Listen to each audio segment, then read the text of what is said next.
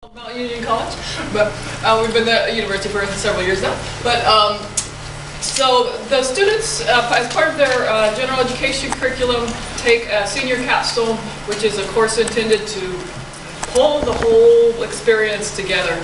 And my colleague, Dr. Ivory Lyons, and I are both teaching a section on negotiating diversity in America. And these three students are from Dr. Lyons' section, and they're come here to share with us what they have learned over this semester. So welcome. Thank you. So hi everyone, my name is Elizabeth Banks and I'm from Chardon, Ohio. I'm a senior psychology major, and after graduation I plan on attending graduate school to be a school psychologist. I'm very excited to be here, and I look forward to sharing our presentation with you. Hi, my name is Danielle Kennedy. I'm also a senior at the University of Mount Union. I'm an exercise science major, and after school I plan on going to Kent State for a nursing school.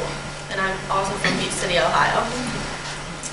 Hi everybody, my name is Allie Woodward. I'm from the University of Mount Union, like everybody else. I am a human development and family science major, and for graduate school I am going to the West Virginia University for rehabilitation and mental health, and I'm from Pittsburgh, Pennsylvania. So today we'll be talking to you about human diversity and why it is a relevant topic that demands attention in our society.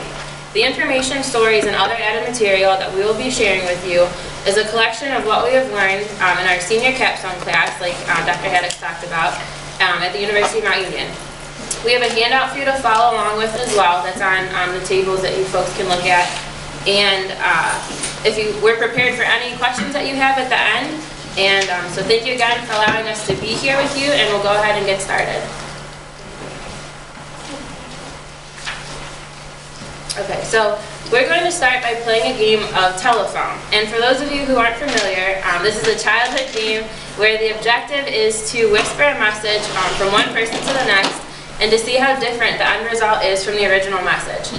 I was thinking of doing like this front table right here, if that's okay with you folks, if you don't mind playing along. Allie's going to go ahead and start it, and then Danielle will help facilitate as well. So if you want to go ahead.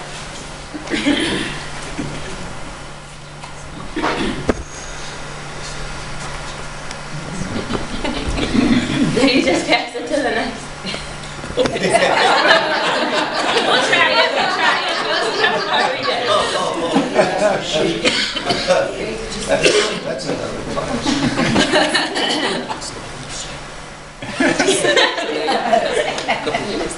If you have to say it again, that's okay.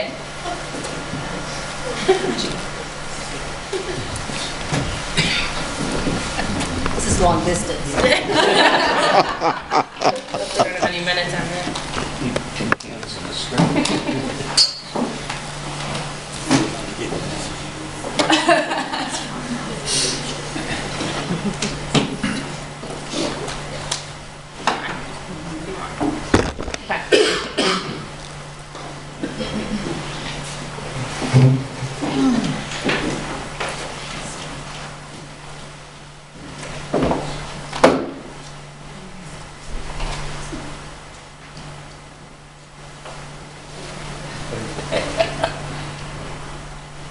So if you want to go ahead and say what it was. A bank robber robbed this store. Okay, that was close.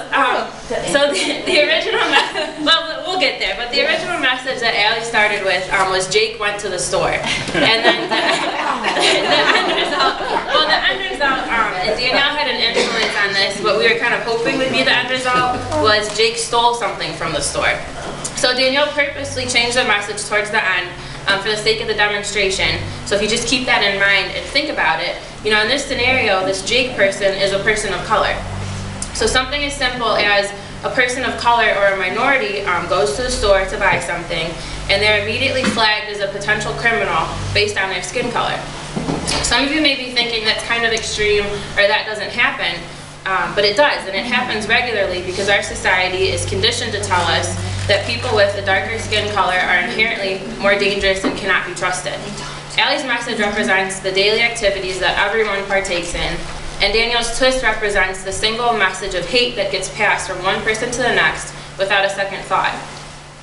Now, for the purpose of the game, of course you were supposed to try and get the message exactly right, but I believe that this parallels with what happens in real life. We as a society spread messages and information about groups of people without hesitation or critical thought to see if what we are communicating is fact or myth.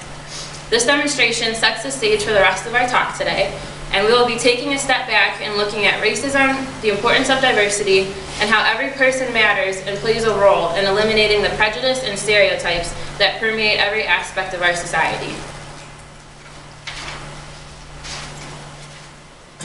Okay. Let me slide in here. Just to start, we can go over some definitions that are going to go through the presentation so that when we get into further material, there's better understanding of what exactly we're talking about. They're on the flyer. If some of you, if I'm hard to hear, there's a flyer. You can go, I'm just going to read the list with you guys if you want to follow along. So the first is racism. Exists when one ethnic group or historical collectivity dominates, excludes, or seeks to eliminate another based on differences that it believes are hereditary and unalterable. Discrimination. Making a distinction in favor of or against a person or thing based on a group, class, or category to which that person or thing is perceived to belong to rather than on individual merit. Stereotype. A widely held but fixed and oversimplified image or idea of a particular type of person or thing. So I just have a quick example for some of these. So I'm sure you've all heard of the funny joke of, Liz and Allie, they're both blondes. Well, we were out one time and we had the story, and you've all heard that, oh, silly blondes, you're just a blonde, that's why, you're just ditzy. Well, that's a stereotype of them, saying I have dark hair, I'm smarter than you, you're just a silly blonde. So that's an example of a stereotype. Marginalized. To treat a person, group, or concept as insignificant or peripheral. Microaggressions. Brief and commonplace daily verbal, behavioral, or environmental indignities, whether intentional or unintentional, that communicate hostile, derogatory, or negative racial slights, insults towards people. This is an example of, say, a male person of color goes to buy a vehicle. He goes in, and his white friend also is buying the same vehicle, looking at the same car. White man is offered the car for $20,000. Well, the man of color goes to buy the car, and he says, well, oh, $30,000 for you, sir. Then he goes to buy an apartment. Him and his friend go to, this apartment complex, and they want to see if they can rent this apartment. His white friend automatically gets the apartment. If the man of color goes to the same exact apartment, and he's turned down for reasons of, you can't have it, or it's not vacant anymore. And then he goes to the bank, and they ask for multiple IDs for the man of color, but the white man goes in and has no issues whatsoever. That's a list of just microaggressions, just little acts that add up over the days that pass. White privilege. A set of advantages and or immunities that white people benefit from on a daily basis beyond those common to others. So a quick example, you can look up on the screen, it's an African-American female. And this is just an example of that we see all the time in our textbooks of a white woman can go into a makeup store and she can find a shade of makeup that fits her skin, while some African-American women have trouble finding a shade that matches their skin. And that's just a small example of a white privilege that, not a lot of people think about. Social construct, an idea that has been created and accepted by the people in society. So something that society has made up, and it's not really a fact, it's not really true. Social dominance theory, it's a theory, is a theory of intergroup relations that focuses on the maintenance and stability of group-based social hierarchies. So an example of this, it argues that intergroup oppression, discrimination, and prejudice are the means by which human societies organize themselves as group-based hierarchies, in which members of dominant groups secure a proportionate share of the good things in life, such as good health, power, and good housing. On vice versa, on the other hand, disproportionate groups share bad things, such as being poor and poor health.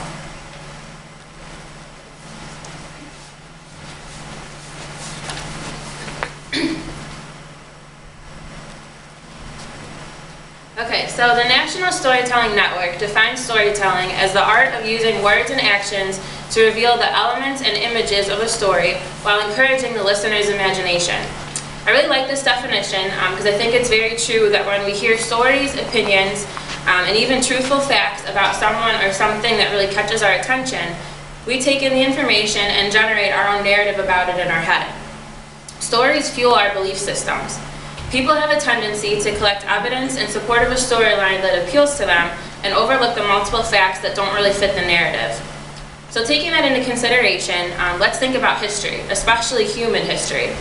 We're talking about human constructed narratives used to describe people, values, places, eras, and events. When we learn this information from a classroom textbook, we automatically assume it to be fact and that the author is telling the truth. But whose truth defined the truth? W. Irving, author of Waking Up White, argues that the story of race is at the center of racism's entanglement. The very idea that a society-created label called race could categorize the world's many peoples is a story, and one that has dangerously created a system of dominance for its storytellers. So I'm going to briefly explain the story of racism, but first I want to reiterate the meaning of the term. So racism arises when a group of people starts creating reasons and telling stories that seem to justify making another group of people seem inherently less human. So one of the first signs of racist view of the world appears after the Middle Ages in the 13th and 14th centuries regarding prejudices against Jewish people. Official acceptance of racist beliefs appears in 16th century Spain when Christian converted Jews and their descendants were actively discriminated against. From there, in the 14th through 17th centuries, white Europeans were coming in contact with darker-skinned populations in Africa, Asia, and the Americas. The Europeans immediately made judgments about these people and viewed them very negatively and as less than human. Specifically looking at American colonization, the Virginia colony was the most influential in defining the country's social and cultural behavior. It was in this colonial government that indentured servants were done away with, and permanent slavery of Africans was declared legal to prevent class conflict among the white settlers and plantation owners. Social and cultural separation of blacks increased as these Virginian plantation owners began creating more enslavement laws purely on the assumption that these African people were less than human population. So at this point in the story of human history, most racist thoughts were rooted in biblical beliefs. The Enlightenment period in the 18th century, also known as the Age of Reason, changed the idea of race into a scientific discussion. Ethnologists, or people who compare human characteristics and the relationships between them, placed humans into arbitrary race categories. As a result, writers and other influential people committed to defending slavery declared that races established separate human species instead of just subcategories of a whole population. The 19th century brought about waves of change, such as the emancipation of blacks from slavery in the United States. Although legally slavery was abolished, ideological racism was only intensified, as those who opposed the change made a point to continue deeming dark-skinned persons as less than. The story of racism takes a turn for the worse with the passage of segregation laws in the 20th century that further pushed black people down the social hierarchy. The Civil Rights Movement later outlawed these segregation laws in the 1960s, which brings us to present-day society 50 years later. Discrimination by institutions and individuals against those perceived as racially different can long persist and even thrive after so many centuries of a powerful influence. The story of racism is not over, and it's up to current members of society to debunk the myths and spread stories of humans based on biological fact. And that's what Allie's going to talk about next. So when you think of biology, the first thing that I generally think of when talking about diversity is genetics. So we are all related in some point, that's what we've always been taught, but how are we related when we don't look like one another?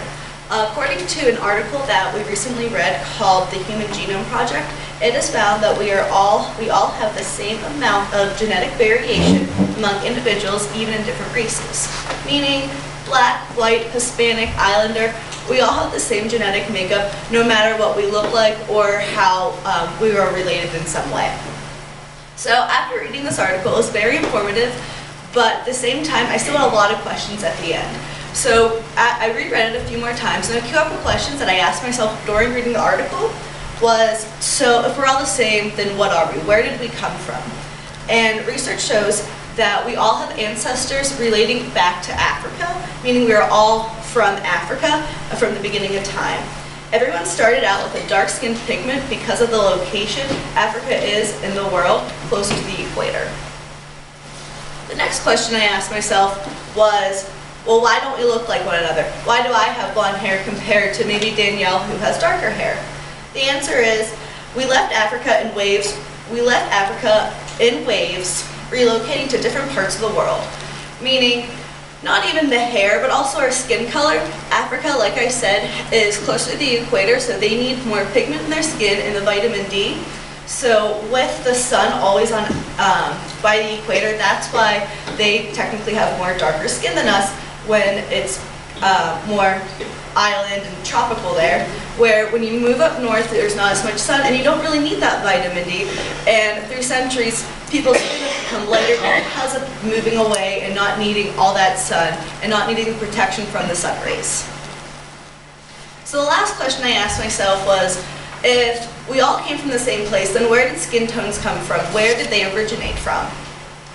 A quote that I really enjoyed from the article were, white people are pale adaptations of black people that evolved during the past 140,000 years. Meaning, as people relocated, biologically, they adapted to the environment and the sun exposure. So again, the farther you move away from the equator, the less sun your skin is exposed to, so you don't need that protection that you normally need when you are closer to the equator, which the darker skin would help with that.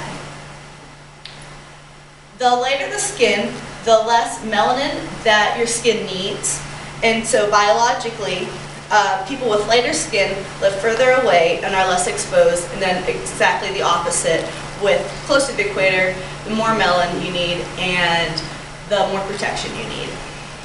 So just kind of to repack on that, we're all from the same place. We all originated from Africa. We all have ancestors. And it doesn't, biologically, we are not different from the person next to you or the person that you see on the street. Everyone's the same genetically makeup, and society has taught us that when you look at somebody, you have to think they're different, but really we're all the same inside. And I think that's something that's regarding us back to when we were younger, treat everyone the same. And we're all the same inside and out, so I think it's a lesson that you have to always keep learning. Personally, recently I had an experience with this. I went to a graduate school interview, and I went in there was 2 males and 2 females interviewing me.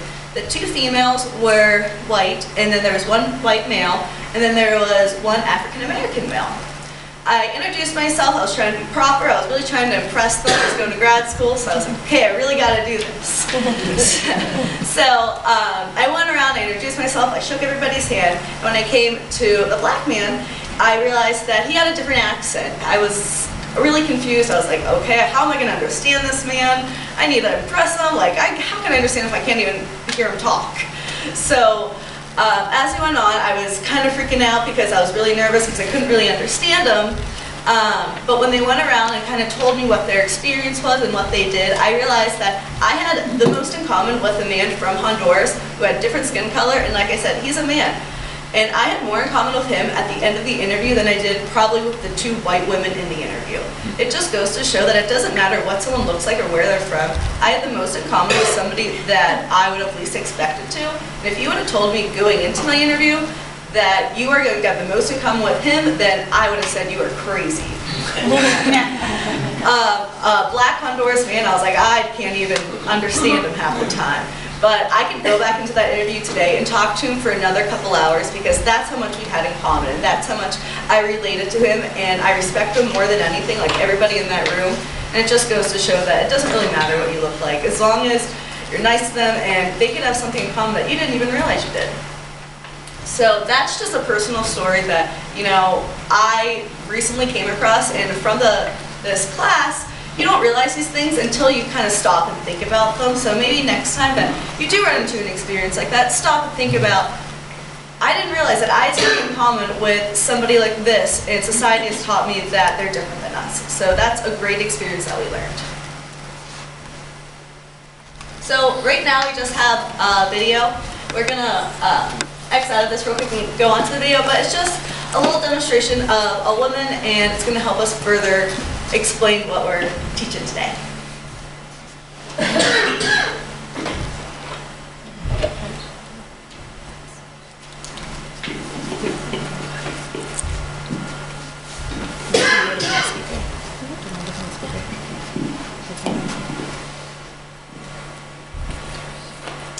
Half black, half white, but looks white. Blue eyes, whiter than most white boys, very white.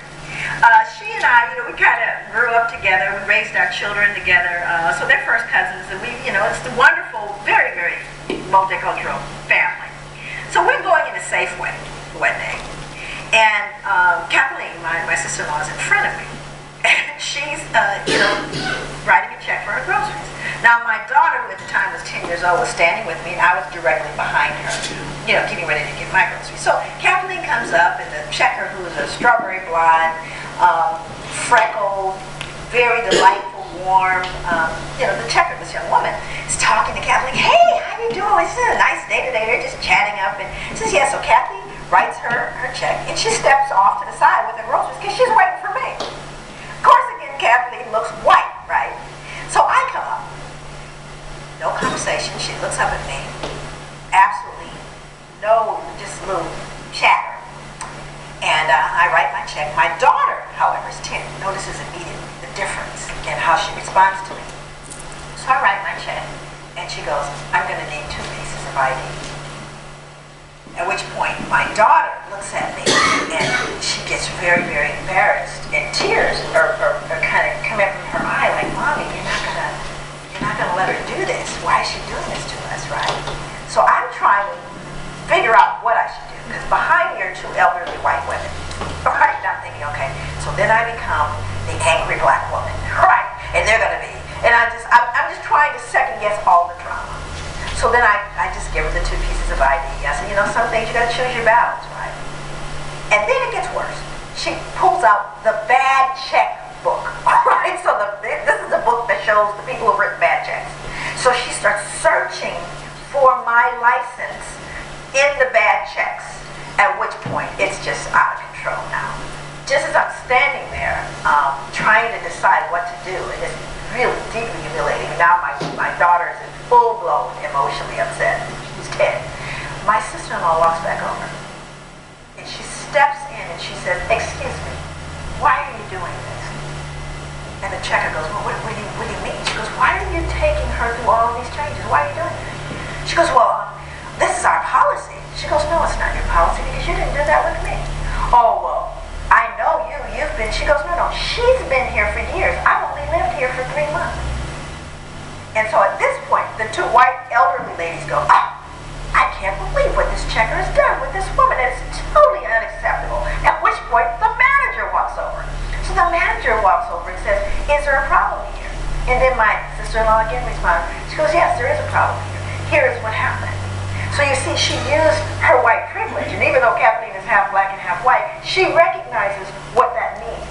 And she made the statement. She pointed out the injustice. And she, as a result of that one act, influenced everyone in that space. But what would have happened? I can't know for certain had the black woman said, this is unfair. Why are you doing this to me? Would it have had the same impact? But Kathleen knew that she walked through the world differently than I did. And she used her white privilege to educate and make right a situation that was wrong. That's what you can do every single day.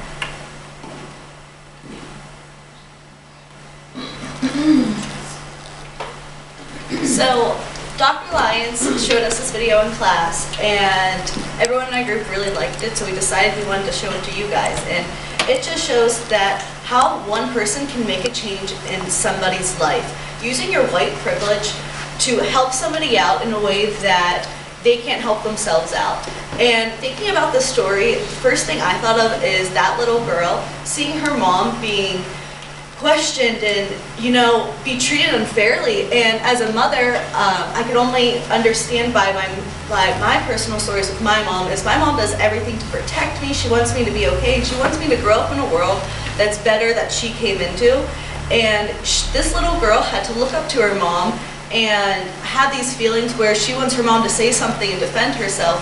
But this woman didn't want to start a fight. She didn't want to fit into the stereotype that people think that she has just because of her race. And then when her sister-in-law jumped in, it just shows that you can use your white privilege or any kind of privilege you have to help people who can't help themselves. And like I said earlier, we want to bring people into this world in a different mind frame that we have right now and that society has. And there's not a difference in who we are or what we look like or, you know, anything about us. But to use your privilege to help people is the main goal. And we don't want little kids to grow up in a society that we've grown up in. We want a better society for everybody, and I hope to leave the world in a better place that we came into, and to keep continuing to educate the youth and even the elderly about the society and the differences we can still make together.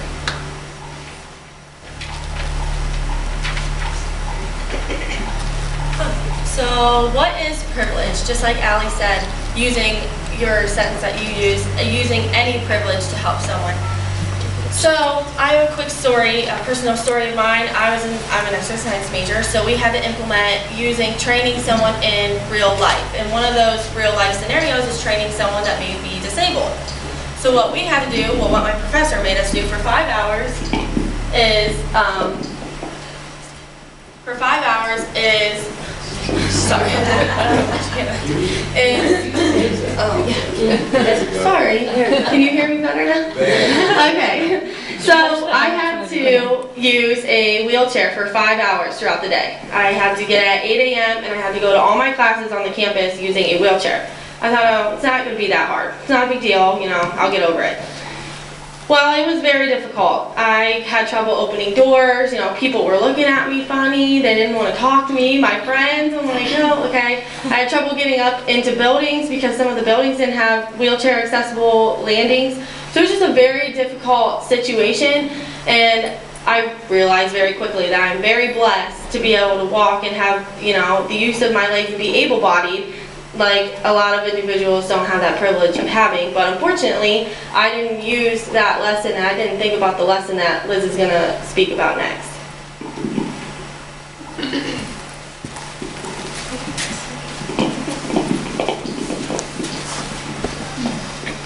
Okay, so Danielle explained what it's like to recognize privilege, and I'm going to explain a specific form of privilege that we felt was beneficial to talk about in our presentation, which is white privilege.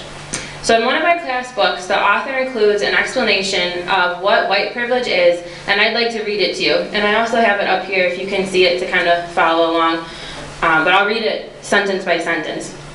So white privilege is the unearned advantages and benefits that accrues to white folks by virtue of a system normed on the experiences, values, and perceptions of their group.